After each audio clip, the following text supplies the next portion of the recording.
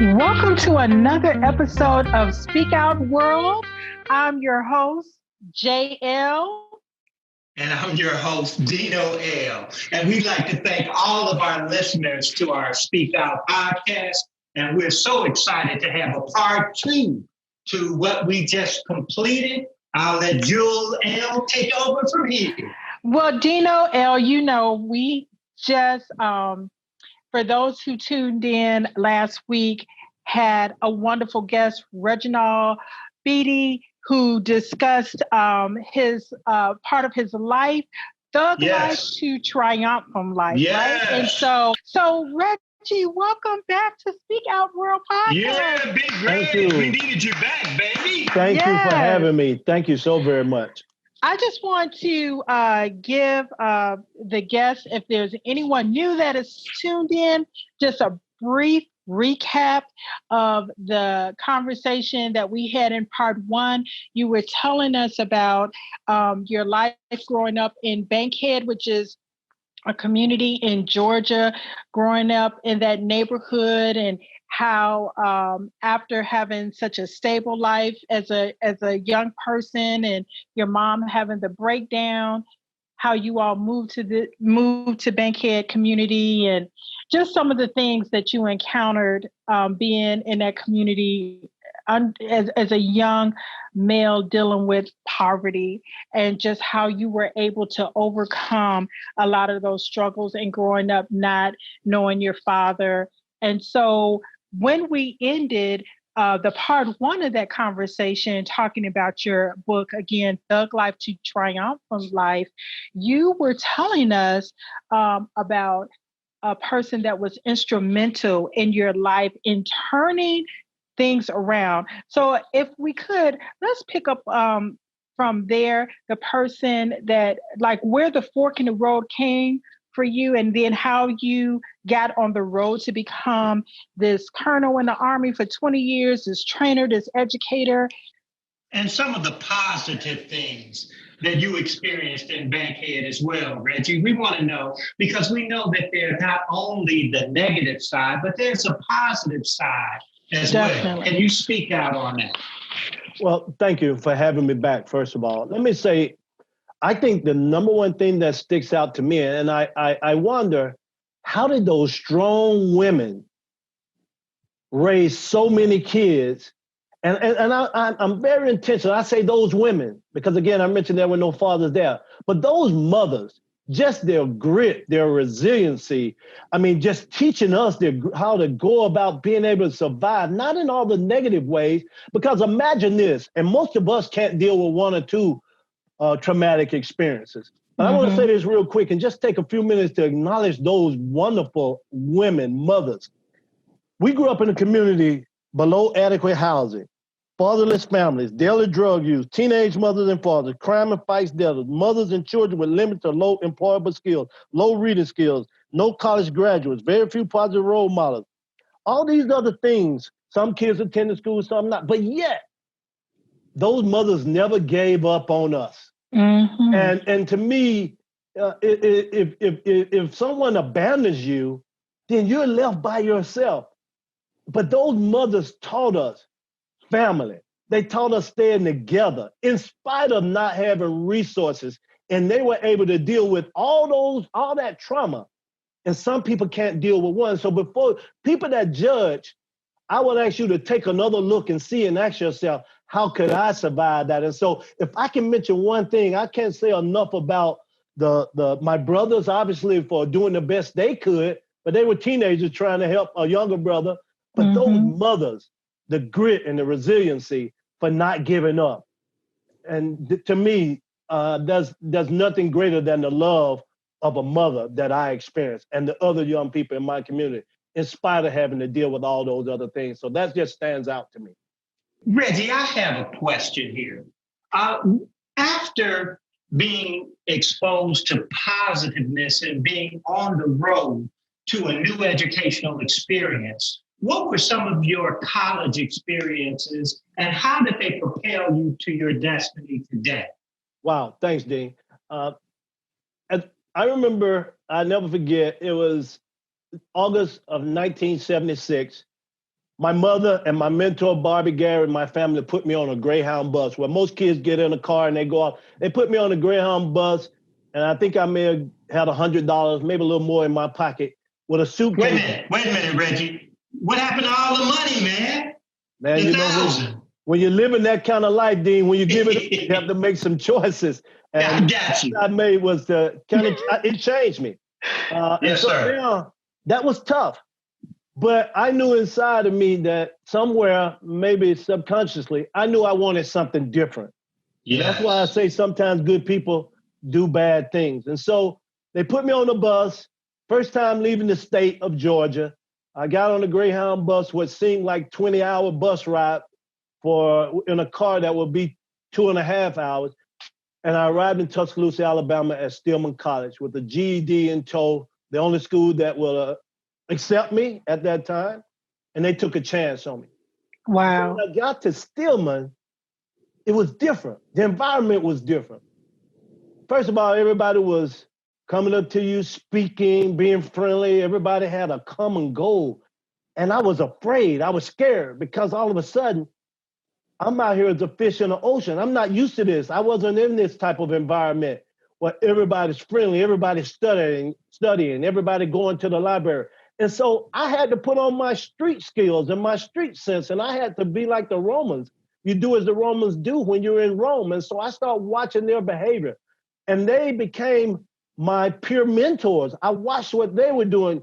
Young ladies no longer were having babies on a regular basis, and young boys were about doing things and studying. I wasn't used to that, even though I had the cognitive ability.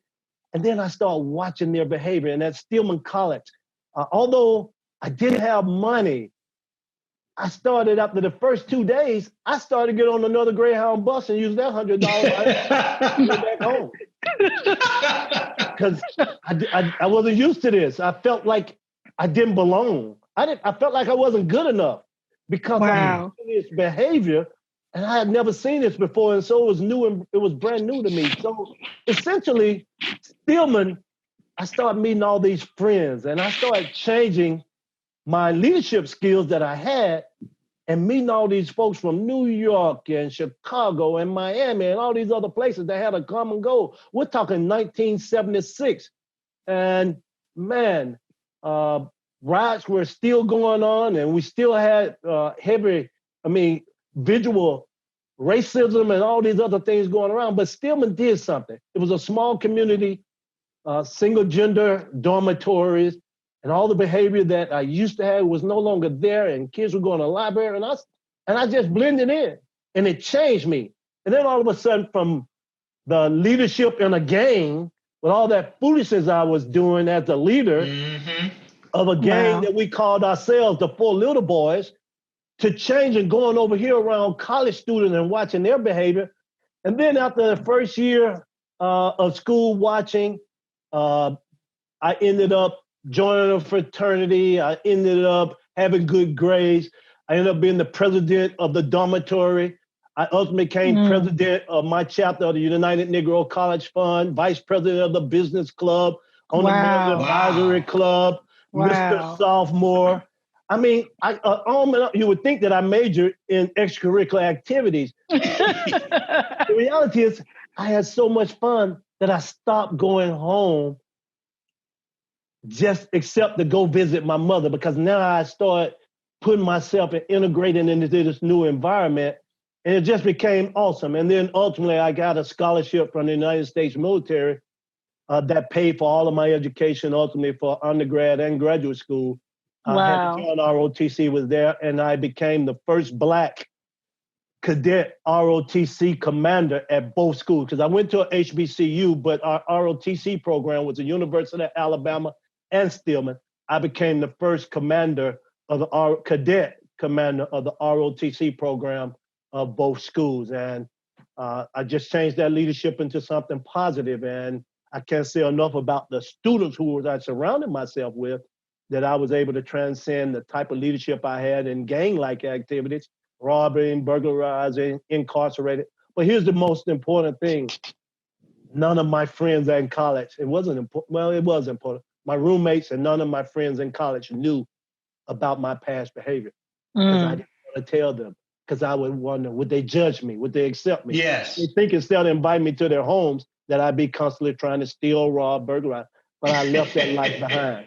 Mhm. So those were the things that I would say that stood out to me, that I had a chance to just blend in and become a traditional college student. And I start acting and feeling like a college student. And after I graduated from college, at graduation, I was commissioned as a lieutenant, and I cried. I didn't cry because I was happy I was graduating. My mom and my brothers and sister came to my college graduation. I didn't cry because I was happy. I actually cried because I was sad I was graduating from college. Wow. For the best years, and that foundation that Stillman and those professors gave me for believing in me, I can't say it. It was an extension of Bobby Garrett and my mother at my college, in spite of the fact that I was broke again. But you were rich. You know, you were rich in the experience. You were rich in what you were learning, and you were rich in pivoting your life in a new direction. And so, what someone else may consider that you were poor, but you really wasn't, Reggie. Joe, you're right. I think about it. I had an opportunity from leaving Atlanta, leaving my high school, which was an alternative school, because you have to think of it. There's no hope without opportunity. That's right. They gave me an opportunity when they accepted me with a GED. They allowed me with 1 year of high school with limited transcript to be able to come. And how can you have hope if you don't get an opportunity? And so many kids around the country don't have hope because there are no opportunities. You can't just automatically find it up in the sky and pull it out. And that's why I say you need both opportunity to do well, and people do better when they know better, but you also need to have better. And without those two things, I don't see how you're going to navigate through this maze called life, especially as a youth, as a child, without support. Hey, Reggie, I want to jump in if I can right now. What was it like, Reggie, to become a colonel, matriculating all the way through the U.S. Army, to become a colonel and managing millions of dollars, as well as hundreds of soldiers in several buildings, knowing that you are a product from the streets of Bankhead? Speak out on that. Well, leadership. I guess in some ways I had some, and then even what was early on misconstrued by me and applying it the wrong way. But I got ranked really, really quick. I enjoyed the military. I spent 7 years in Germany.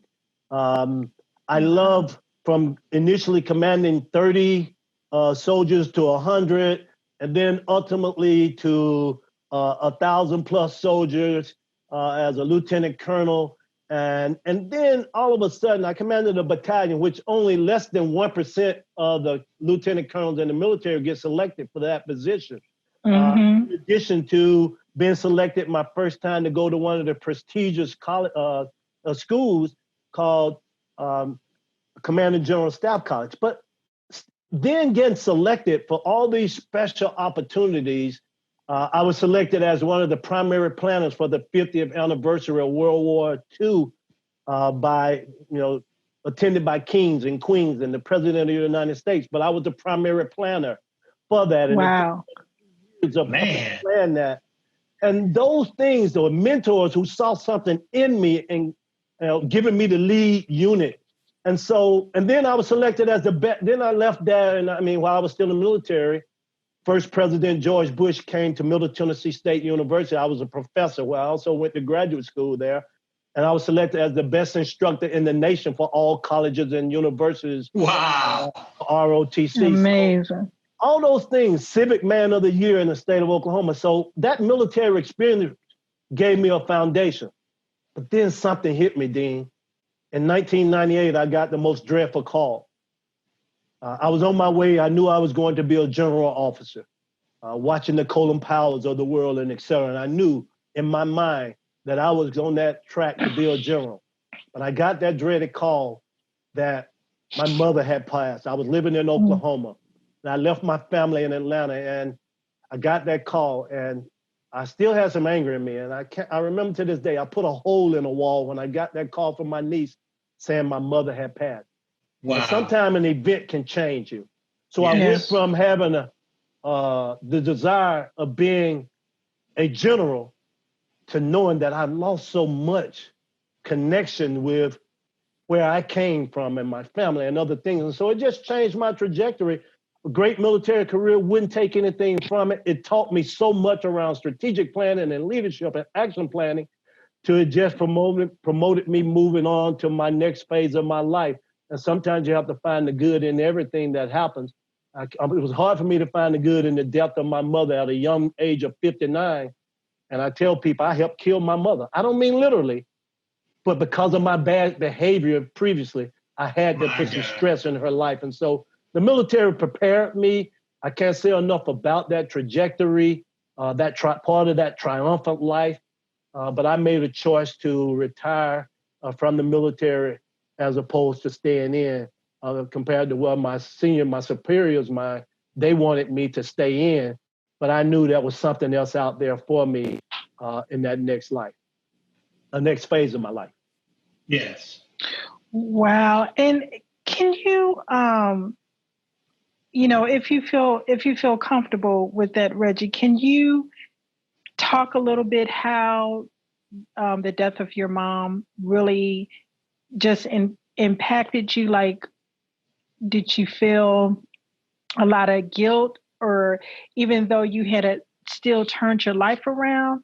Yeah. Can you just share with us a little bit about that? I'd say it's 3 phases of life, and that's the plight, how you got somewhere, the fight, in my case, how do you get out of it, and then the right. Mm-hmm. And the right part of my life, I said, how can I honor this lady, this woman, this beautiful being who gave so much of herself? And so her death, before that, I'd already made a decision. I had license in real estate and insurance and investment license. I wanted to get out and make a whole lot of money and et cetera. But I never used one of those certifications because when my mother passed, I said, man, she lived a short 59 years. And here I was doing things. I was able to go back and give her all kinds of material stuff.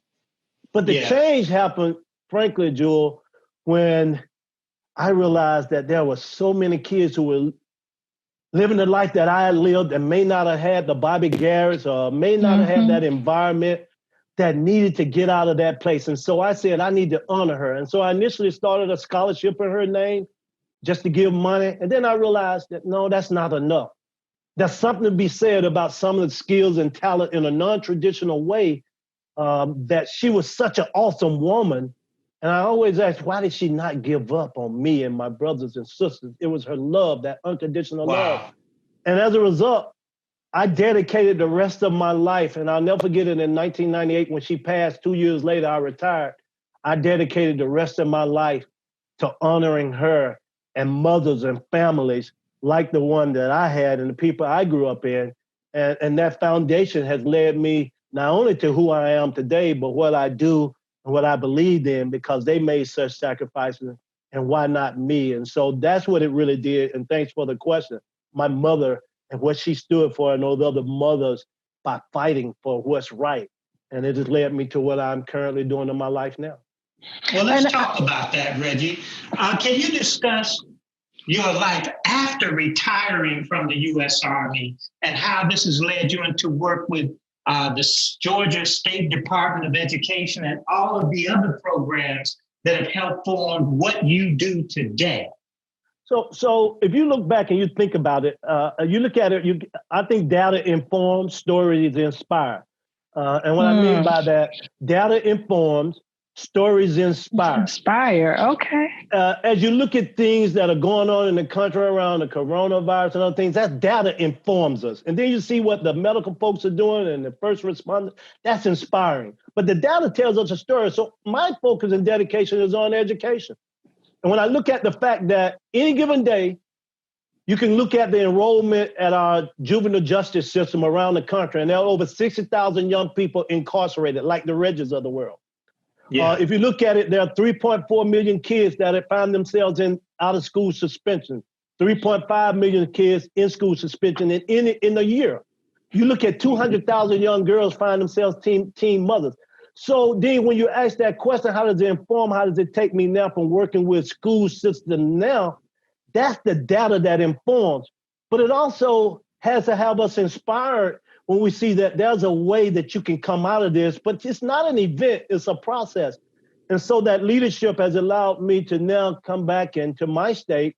I was the chief operating officer of the largest dropout prevention organization in the state of Georgia for about 4 years. And then the governor of Georgia asked our organization to lead the team that started two statewide initiatives, the graduation coaches. And so I led the team that put and trained a graduation coach in every middle and high school in the state. Yes. And then something was in my gut saying there are so many kids like the Regis of the world that didn't have an opportunity to go to non-traditional schools. So Communities in Schools, my former organization, got money from several foundations and the Bill and Melinda Gates Foundation.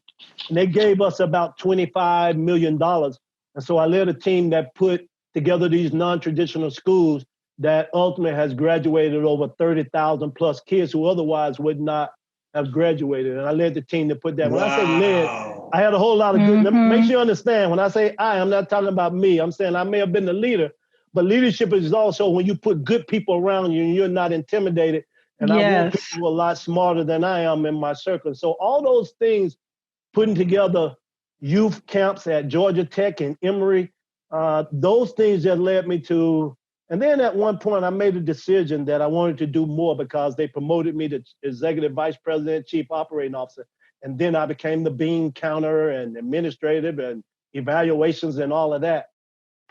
That really wasn't my heart. My heart was in the streets and going into schools and doing the work. And so I resigned. And for the last 10 years, I had one stop. I became vice president of a historically Black college and university in Augusta. And then I realized I still wanted to do more. And so I formed my own organization with the current work that I'm doing right now. Wow, Reggie, that is a lot.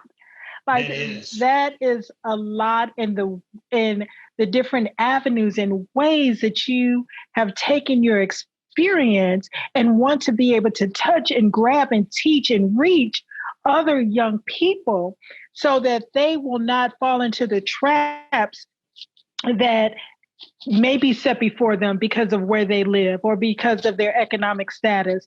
I'm really curious about the response you received from two sets of people.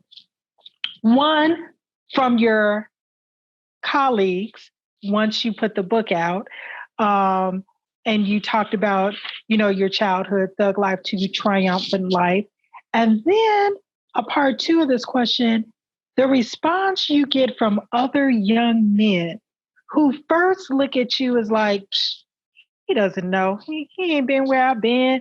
I got to make this money, all of those things. And then when they hear your testimony, I mean, what's the response? So those two different worlds really that you're touching in, how has the response been? Let me answer the first part about the young men and the teenagers that I deal with. I love that. They were so receptive, not about the book, because even when I was in the military and doing all those things, I always had a nick for just want to just be around young people and talk. And I would connect with young people, and I could understand their plight and some of the things. Because sometimes when we're in education and other places, we look in the mirror, and because we're wearing our nice clothes and all these other things, and we tend to say that and look at people, and we unintentionally sometimes we judge. But when you're looking at it through the lens of a young person, you have to ask yourself as an educator, not from where I came, from whence I came, where did that young person come in? And if you start doing that, you can build a better relationship because it's not about you. And sometimes we want to dictate and tell without listening and not without being an active listener. And the only way you can engage that young person to build a relationship, you got to hear their story. Well, in my case, not only did I listen to their story, I experienced their story. And unfortunately, in some ways, it gave me some credibility in their eyes, what they call now street cred. Street cred. I don't particularly care a lot about street cred because it was up to me. No one would go through the journey that I went through and that some of our young people are going through. So that's the first group. It was very easy. The second group, when you're talking about adults that already have their opinions formed and et cetera, I had that in my own mind. The reality was, when so many people who knew me and who knew about my work and was encouraging me to write, so many of them were amazed at my journey. And I can't tell you how many people have told me what the book has done for them. They didn't know that about my life. They couldn't believe it and what it has done to inspire them. Young people, some parents giving it to their children.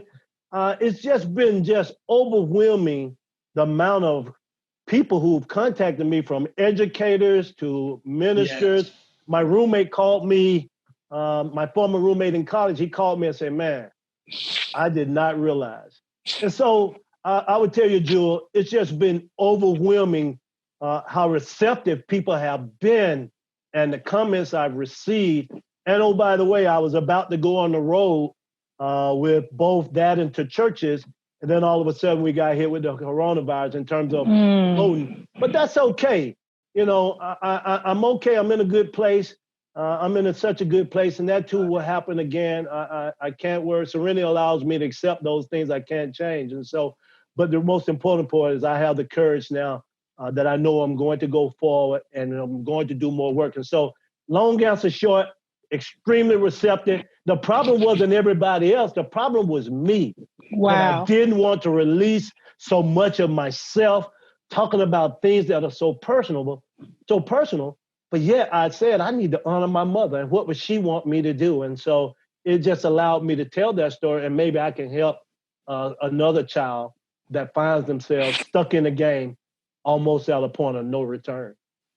Brother Reggie, I'd like to just follow up on that in a sense that I'm aware of your foundations for educational success. And as a former administrator principal, I had you come into the school and do work with my teachers on team building. And it was so emphatic that I could see the difference in the way that not only you affected the teachers, but that the teachers affected the students. And I'd like for you to speak out on your work with Foundations for Educational Success and how it impacts students, teachers, and parents. Thank you, Dean. I mentioned around the foundation, and thank you for the question. And I think that's, I talk about the three phases of my life: the plight, how did I get stuck in that game? And then the fight, all the God's moral compass angels that helped me get out of it. And then the last part is the right. And that is, what are we going to do about changing the trajectory of so many other folks? And so that led my business partner, Tony Owens, and I, about 17 years ago, we created this organization called the Foundation for Educational Success. It was initially the Beatty Foundation, honoring my mother, but it really didn't tell the work. And so I changed the name to the Foundation for Educational Success. And we take a three-pronged approach. Most of the times when we think about education, we think about school. The first thing comes in mind is teaching and learning. And the first thing you think about is what happens with teaching and learning? Well, curriculum, instruction.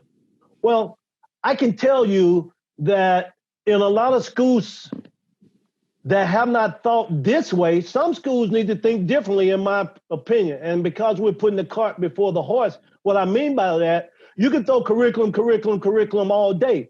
But if your school is suffering and the culture and climate is broken and it's hurting, and teachers are not able to teach, and leaders are not able to deal with curriculum and watching over teachers what they're supposed to be doing, and you bring about behavior from teachers, principals, parents, and teachers, then you're not going to cause the right learning environment. And Dean, that's what you were doing in your school, and we just added to that. And so we took a three-pronged approach.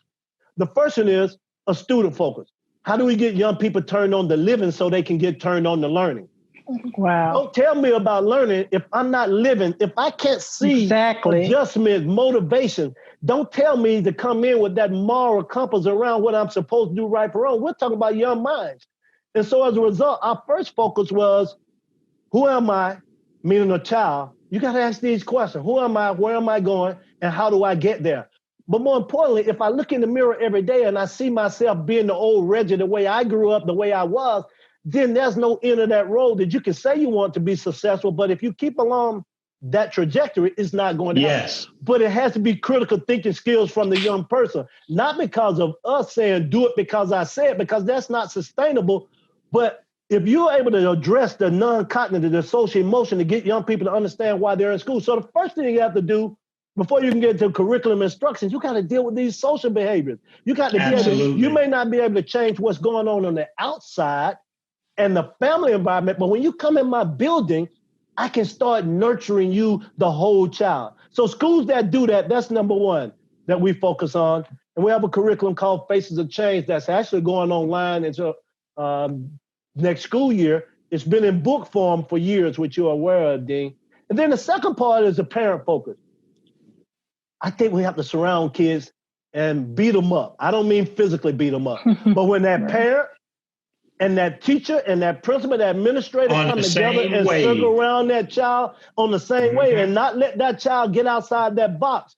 And I'm not talking about just because you didn't graduate from high school or college or what have you, but when parents and teachers get together and administrators get together, and we say we're not going to let the Reggies of the world, the previous Reggies of the world fail. That's the second part. And we have to give parents those resources. It is not a they. And when you can have parents, so the second part of that is we created a tool that's actually coming out for parents. It already was out in book form, but it's going to come online here in the next month or so, where parents will be able to access it, that curriculum. There are a lot of districts that were already interested, that already have it, that are using it. And we thought how best, especially right now, for us to bring that. And then the third thing is the school focus. If schools and leaders do not create a high-performing cultural environment, it starts from the principal and the administrators first. And Dean, you are aware of that, and you created that. There are school systems that we work with, whether it was formerly in DeKalb, but now Clayton, other school systems where leaders understand that. And they're putting resources in that in Alabama, in Kansas, in Missouri, in DC, in North Carolina, other places where we work at. They realize culture and climate is the foundation of creating a high-performing environment. And you're able to deal with that. And then you focus on the whole child and then leadership training.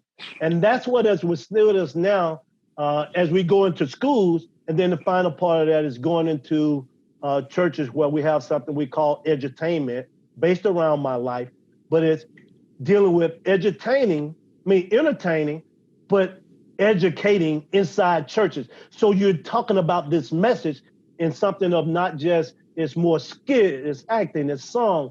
And how do we get more people to realize the foundation of mentors and others? Parents can't do it by themselves. My mother never would have been able to do it by herself. And so if we look at that from a three-pronged approach, then I strongly believe it's not an event that's going to cause so much trauma to get out of the way, poverty to get out of the way. We have to change generation, and it's going to take a process and not an event. And so that's the work, what I call the right, what Tony and I call the right, and that's the space I live in, I breathe it, I live in it every day. And Dean, you love it, Reggie. You love it. Yeah. And I'm so glad that you mentioned all those things, because that was one of my questions that I wanted to ask you was, what advice would you give to a single mom that's trying to save her son or her sons from traveling down the road of ending up dying too young or being in jail or just making the wrong decisions? What advice would you give to her? You know, when you're talking about parenting, I think it's the most difficult occupation in the world. And anybody doesn't believe that, I'm a father. My greatest joy in the world is being a dad. I have 2 adult daughters and 5 grandchildren. And that's my greatest joy. But that wouldn't have happened without my mother and other strong mothers and grandmother, Big Mama, giving us that foundation. And seeing other men as I got older and what they were doing. And so when I think about mothers and what the battle they're fighting every day, because I'm not a mother, I would just say you're going to have to get some help. You can do all that and fight that fight all day, but you're doing the best you can do. Because mothers, I mean, if there was a better way, they would come up with it. But they're doing their very best. But I would say it's going to take organizations like my former organization, Communities in Schools. I mean, organizations that are mentoring and doing all these other things in schools. I cannot tell a mother that anybody that says this is the silver nugget that's going to cause change, I say look out for that person. They're selling you some oil that you shouldn't buy. You're going to need a community approach, because think about all the things I talked about, Jewel, around poverty and trauma. Kids are coming to school with book bags full of baggage, bags full of trauma, not book bags full of books. In order to take those things out, it's going to take a community approach, and it's going to take churches and community organizations to help schools do this, because schools can't do it by themselves. They get all the blame. No, and so parents, I would say, listen and look for all these parent tools. When I know you're home crying like my mother did, it's okay. Let it out, and then get up like those mothers did and like you mothers are doing every day. And you're going to have to, and for those who are wealthy, and I don't mean just financial rich and wealthy, I'm talking about with skills, we're going to have to get out of our box and say, I made it, and so can you. No, you had some help. Somebody helped you do it. And so I would just say those mothers, we have a community perspective, and that is, it's going to take more. So I would say read the information, go on our website, go online, contact us. We'll send you some tools, but it's not just us. It's a whole heap of folks, if I could use that word, a whole heap of folks that has resources out here to help parents to deal with some of the things and some of the trauma they're having to deal with. Reggie, this has been, again, such a wonderful, wonderful podcast having you on as a guest on our show. Absolutely. Yes, I don't want you to leave without sharing any type of advice or anything that we didn't cover with our podcast audience that you would like to make sure that you share. Thank you. As I close out, I would just say that, first of all, I'm honored and I'm humble, but more importantly, I know that my trajectory is not one that I want for most young people, and it doesn't have to be.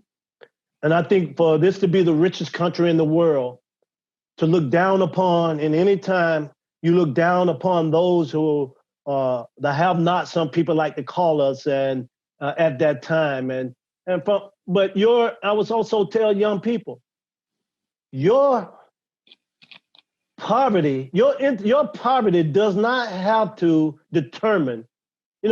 Poverty with itself is bad enough. But with grit and resilience, your intellectual ability can take you out of it. And all we need to do is have those surrounding us with support. And so poverty, as negative as it may be, on family and children, sometimes good people do bad things, but we have to stop making excuses, young people as well. Take some responsibility. Because if other people are investing in you, you must invest in yourself, because we can only take you to that well. We can't make you drink out of it for the rest of your life. You have to want to drink out of it. Teachers and parents and everyone else showing you that major love. And I would say, parents, sometimes hard love is okay. No is okay. Do your work, go to bed. No, you can't go. No, you can't do. That's okay, because we need that. And guys, the Pacific lifestyles, and there's so much goodness out here. And I just like to say, where do we go from here? As Dr. King said in 1968 when he wrote his last book. Where do we go from here? As Frankie Beverly says in his song, we are one. And so I just close out with that. Where do we go from here? Chaos or community? We are one. And I just thank you all so very much for having me. And I'm blessed in so many ways. But again, my greatest joy is being a father. All right. I love being a father. Reggie, the last thing I like to say is I've learned from you today is that your poverty doesn't determine your destiny. Yes. That's right. That's right. So Reggie, again, give us the information where people can get your book, get in contact with you. And for FFES, for Foundations for Educational Success. How can educators get in touch with you? Thank you. Our email address, our website is FFES.com, which stands for the Foundation for Educational Success.